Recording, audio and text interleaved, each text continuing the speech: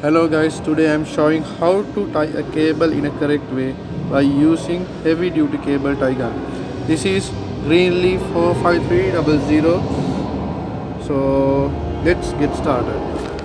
So we are presenting a small demonstration to how to tie a cable, as you can see. So we just put in the rope and tie it like this. So we are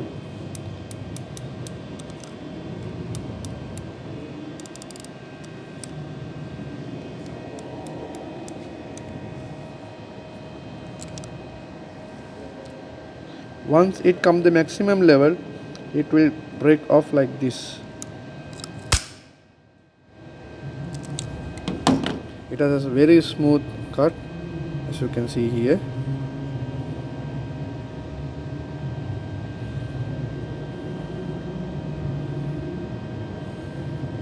So that's it.